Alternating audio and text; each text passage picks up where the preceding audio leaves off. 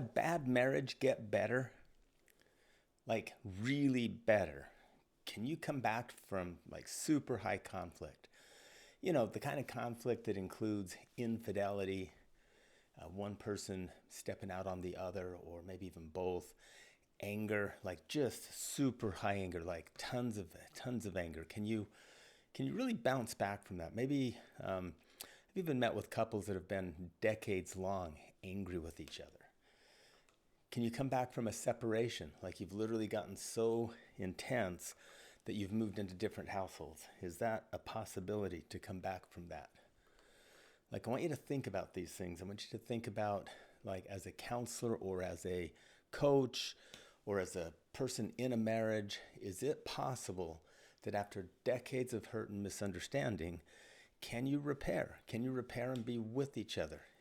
Is it mandatory that you learn to repair, or you'll just repeat the cycle? As a marriage counselor that's been marriage counseling proper for 35 years, I can tell you that often I see couples divorce, they both remarry, and they end up coming back around to counseling for similar issues that they left each other for. So was it worth the divorce just to find out that you still are you going into another relationship? It lends itself to, it's never one person's like fault completely.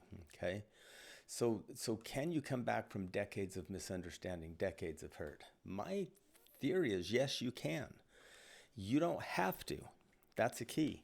You can start over fresh somewhere else, change some of who you are. So if a divorce happens, take a year and do personal work. Take a year and stop doing work on your ex-spouse and do work on you, and then find a new person and settle in and see if you can make it work. But you don't have to do that either. You can stay married and work on yourself and the marriage at the same time.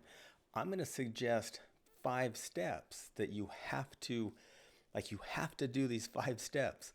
Like, so often in the therapy world, there's no mandatories. It's more subjective. It's like, let's get a read on what's going on, help soften the edges, and really find your way that's very uniquely yours. And all of that's true. You have a pathway that's uniquely yours, okay?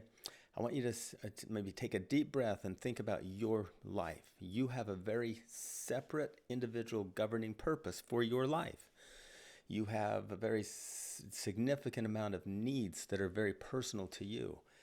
You have core values and characteristics that are yours, personality traits that are yours. All of that's you, okay?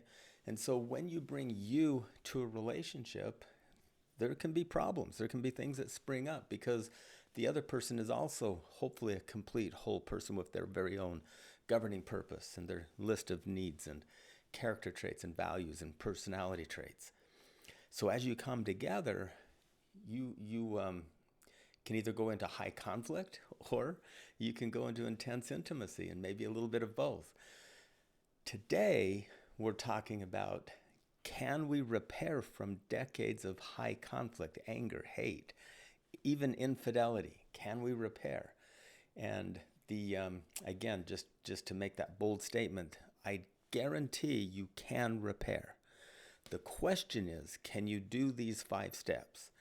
So you're going to either take a moment and decide to do these 5 steps with your partner, by yourselves. You can watch this video clip. I've got a million others if you subscribe to the channel that you can like foster a way through with your partner. You can go to Ascend Counseling in one of our many centers, and you can find a counselor, whether it be an online counselor or a live counselor in one of our offices.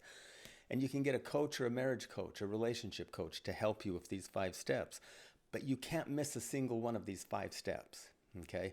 So let's get to the 5 steps. Step number 1.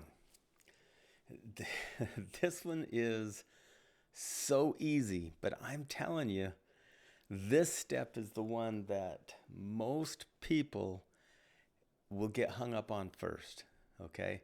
Now, there's some very rational people out there that will get hung up on this, so don't feel bad. There's some very irrational people that will get hung up on this, and so don't feel bad. I want you to not get hung up on it. My goal is for you to accept it and even embrace it so that you can do your personal work. So step number one, stop believing that it's all the other person's fault. Understand that you both need to adjust your attitude, behavior, and your look on life. Okay? Now I know in cases of infidelity, you're going to say it is all his or her fault. They cheated. It's all their fault that they cheated.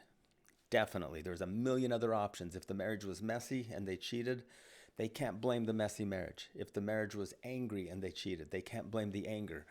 If you're a narcissist and your partner cheated, they can't blame your narcissism on the cheating. They could have divorced, they could have separated, they could have got help, they could have done a million other things. So the cheating, the infidelity, definitely the person that committed the act of infidelity, the infidelity is all their fault. But both of you are still involved in the relationship. So I want you to think systemically. No matter what, there is a behavior, and then you as the partner will act out based on the behavior, based on your view of it in a certain way. You either act in a way to keep the behavior going, or you act in a way to change the course of the behavior, but you will act. So if I walk in angry and cursing, and my wife starts yelling at me for being angry and cursing, and then I yell at her for yelling at me, and then now we're fighting, we were both very involved in that. If I walk in angry and cursing, and she maybe looks at me with empathy and says to me, look, can we just sit down and talk? I want to be a part of the solution. I want to help you. And I immediately calm down and lean in, and we kind of hug and go to the couch, and I tell her about my bad day. Now that's a little fairy tale-ish, I get it. But my point is no matter what, this side of the equation creates this side of the equation, which either keeps this side going, slows it down, or stops it. And so we have to both understand that both of you are involved in all high conflict. And the sooner you own that, the sooner you can have the humility it takes to do the next steps. This step in the counseling world sometimes takes months to get them both to own their side of the equation, to get them both to quit focusing on you do this and you do that, and no, I don't, you do it. Like all of the stuff that we use to defend ourselves is like we have to literally spend hours clearing that away, where if you would just do step number one and own that you're part of the problem, okay? In a high conflict relationship, both of you are part of the problem. Step number two, find solid blocks of time that make sense and communicate with each other. That sounds like so easy, I get it. Most high conflict marriages are so busy and time starved that to take time to talk with each other usually is in quick snips where they snip at each other, snipe at each other, yell at each other, judge each other. So you need significant periods of time. You might need 4 or 5 hours at a time. You might need an hour a night. You might need 30 minutes twice a day. Whatever the constellation is, you have to take time and talk. There's 2 different types of communication that are mandatory. And I'm going to tell you, you cannot skip this step. So you have to actively listen with empathy. That is a form of communication, listening with empathy. When you listen with empathy, you're literally listening without judgment. You're clearing you out of the way, and you're hearing your partner's story. If your partner's story is completely wrong, we had this one client, and she would not listen to her partner's story because she thought he was wrong about everything. And in that, she became more wrong than him because she missed him. She missed his opinion. She missed his thoughts about how the world works, how she was affecting him.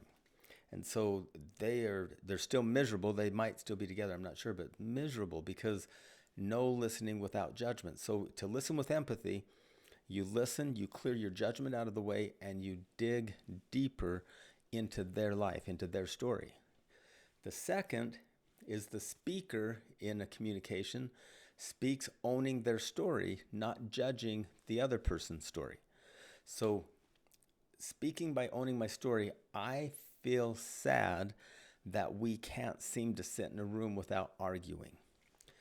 I know that I'm part of the problem, And I'm really upset that we can't seem to ever talk. So I'm not saying you won't talk to me.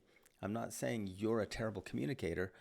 I'm owning that I'm part of the problem. I'm owning and I'm not judging you. So watch all you statements. There can be some you statements, but they can't be judging and blaming. I can't speak for you. You don't want to ever communicate honestly is a judgment. I don't feel honestly communicated with is a statement that I'm telling you where I'm coming from. I'm not telling you it's mandatory that you are lying. I'm telling you I believe that I get lied to, and it makes it hard for me to hear and trust. I need you to help me with that. It's very different. Okay? So that step number 2 is have to communicate. You have to take time, and you got to clear your schedule to take this time, or you're going to get a divorce. Okay? Active listen with empathy, and you have to practice empathy in the therapy room. We will teach empathy skills for 6 or 7 months before some couples catch on and really get good at it. But when they get good at it, it's life-changing. The whole room changes. And then to speak without judgment, to speak with owning my story. I really need help in the evening. I feel so tired in the evening, it's difficult for me to help.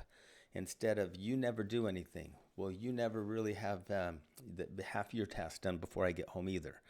That's the wrong way to do it. Own your story, okay? So empathy for each other is important. So as you listen and you speak non-judgmentally, and the other one digs into your story, and then you reverse roles and take turns, you'll solve any problem that comes up. Step number 3. This is a step that it's the most necessary and the least understood. So step 3, empathy for each other's feelings no matter what. Empathy for each other's view of the world and the relationship no matter what. I want to tell you, empathy is the most underused tool out there. We have whole video clips on empathy that is just specifically teaching what empathy is and what it isn't. So empathy is not telling the other person that they do it too. So if I say, I feel really sad that we're not getting along, and my wife says, well, I feel sad too. That's not empathy. I'm sorry you're sad. I can see the pain in your eyes. That's empathy. Now, what if she's not sorry? Well, that means she lacks the humility to see me, okay? And so empathy is the most underused tool out there. You have to get out of your defense mode and let go of your ego completely to do empathy. So many people talk about my truth and my self-care and my, it's me. And I'm telling you that there is overused self-care to the point of selfishness. And there is overused my truth, which if I say it's my truth that you're a jerk, does that automatically mean your truth is true? Or does that just mean that you have an opinion of me? So I want you to get away from the my truth syndrome and the I need my self-care time and I need to find out what I manifest, I. And I want you to let go of all of your pride, all of your ego, and get into hearing me and hearing my story and not judging me and not telling me that I'm wrong when I'm sharing my views. I also want you to get away from the judgmental speaker of you're doing this wrong and you're doing that wrong. More my experience with our relationship is that boom. So empathy, you have to use that. That's step 3.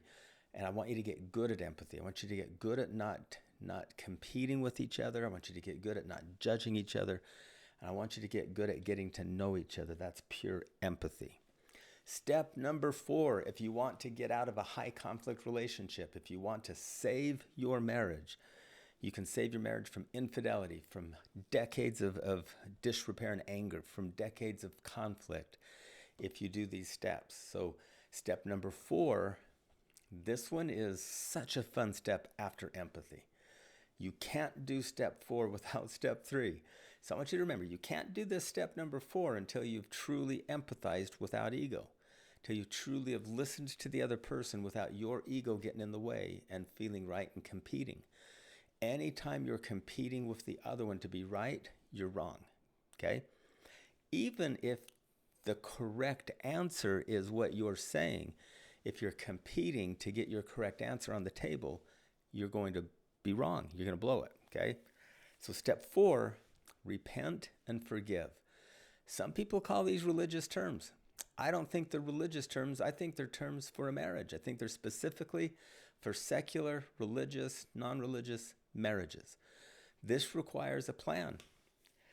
The plan will be very different for each harmful act.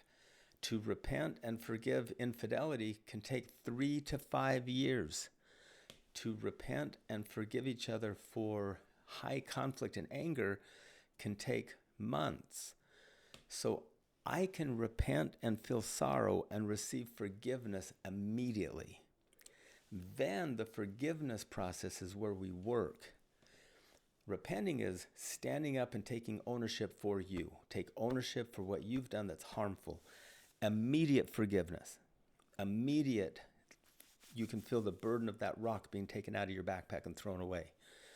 The forgiveness process then is where we repair, we get our stories out on the table, we empathize with each other, we talk about our life's direction, we share what we need in a very different way. We share our hopes and dreams with each other. That forgiveness plan is where we do the work. So in infidelity, I own my infidelity. I own what I've done to the relationship and to you. Then we begin the atone phase of infidelity repair, where we disclose the entire story of the infidelity. Okay, this is without excuse. It's not blaming. It's not saying I did this because. It's I did this act of perpetrated abuse on the relationship by cheating. After the atone phase, which can take 4 or 5 months because it's hard, grueling to get all of the stuff out and for your partner to hear it in small chunks that they can handle, enough detail that they know what they're forgiving, but not gory detail, not minute detail, because they can't unhear it.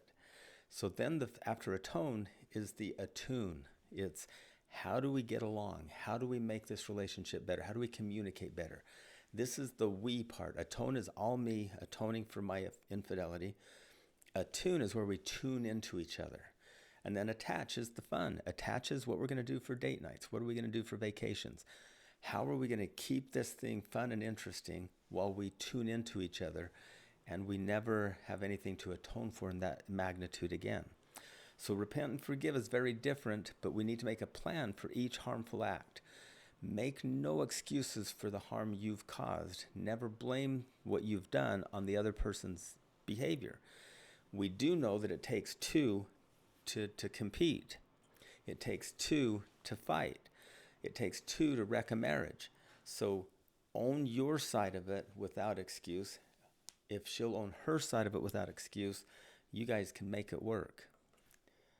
Finally, step 5.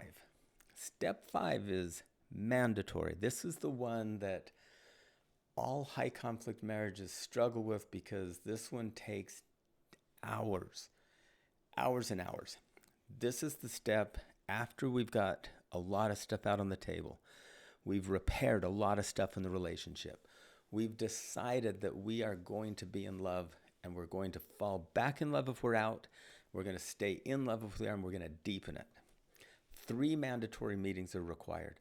These meetings must take place. There's a lot of other little things that need to take place, rituals and stuff that need to take place, but these 3 meetings are how we stay on track. See, to change from high conflict to intimacy, there must be accountability, personal accountability. These 3 meetings are about personal accountability. So clear time off your plate. Don't shove these meetings in and hope that they work. So number 1, it's a date night. I know you're thinking, well, date night? Well, a date night is the courtship. Don't talk about problems. Don't talk about kids. Don't talk about in-laws. Don't talk about things you're not interested in. Date night is courtship, where you get to know each other. 5 hours a week, 5 to 6 hours a week, date night. You go out, you get a sitter, you turn your phones off, put them in the glove box. No one gets hold of you on date night. You don't go out with other couples on date night. To come back from high conflict to intimacy, you have to court each other. You have to be romantically inclined towards each other. You have to want to make out up on the red hill where the Dixie is. You have to want to be with each other without distraction, like young kids in love. Regardless of how long you've been in conflict, you can do this step. Now, I dare you to face the vulnerability. Some of you will say, nope, I'm out. I want a divorce. I'm going to go somewhere else and start fresh. Some of you are mature enough to say, I'm going to get into you. I'm going to make sure that I court you until I love you. Second is family night. Once a week, take 4 or 5 hours and just hang with the family. If you got kids, gather them around for some couples counsel with the kids. Help them be part of the family progression. Help them understand how much is on the table, how much vulnerability is on the table. Help them see how to repent to each other. Help them learn to forgive each other. Teach them about empathy. You've learned some valuable skills. Now have family night where you have a little bit of instruction and counsel and a lot of fun. Number 3, couples counsel. That's where every single week you spend 2 to 3 hours checking in with each other on agreements made. Check in with each other on, am I keeping my word with you? Am I doing intimacy right for you? Am I seeing you? Am I understanding you? Couples counsel starts with what you're grateful for and then moves into, actually I'd start with a prayer or a meditation, then move into what you're grateful for, then move into problems that you saw during the week, and then move into agreements you've made in past couples counsels. And if you're keeping your agreements and you're keeping fresh stuff on the table to work on, you'll progress into super high intimacy from super high conflict. Now, there is a video clip for each one of these meetings that'll go deeper into it, so look at those video clips. But the way to come back from high conflict is quite literally those 5 steps. Quite literally, you can come back from it if you're willing to be humble enough to decide that you're going to own your side of the story, that you decide that you're going to do these 5 simple steps that will challenge every single part of your ego, every single part of the pride that you have. So remember, the step 1 is stop believing that it's the other person's fault. Own your side of the equation. You have to do that. Step number 2 is that idea that you have to find solid blocks of time to really communicate. Those 2 types of communication, if you recall, are active, really active listen with empathy, and active speak without judgment. Okay? Step number 3 is that empathy with each other's story. Empathize with each other's views and feelings no matter what. Even if you don't believe what they're saying, reach into their world and understand why they're seeing it the way that they are. Stop thinking that you're right all the time. Step number 4, repent and forgive. If you just remember what that is, that means you say you're sorry. You own your side. You receive instant forgiveness from God, the higher power of the universe. But then the plan of forgiveness requires work. The 2 of you make a deal with each other and make agreements and keep them. And then the 3 mandatory meetings. Really do those 3 mandatory meetings where you have a date night, you have a family night, and you have a couples counsel. If you're willing to do those things, you're going to save your marriage, you're going to save your life, and you're going to prep for a future of intimacy and joy. If you choose divorce, I get it. You'll still need to go through those steps personally. You'll need to, without judgment, decide what your role in the marriage divorce, the demise of it is. You still need to clear your ego out of the way, or you'll go into another marriage and recreate it. Okay, you'll recreate your side of it, which will spur the other side of it. So in all reality, you can't avoid this. So if it's at all possible, keep your family together. Get a marriage coach. If it isn't possible and divorce is mandatory for whatever reason, do these steps by yourself. Do them personally. Clear things out of the way. Make amends. Do that step of AA and make amends. And there's a way to make amends. We'll do a whole video on that next. And we'll see you next time.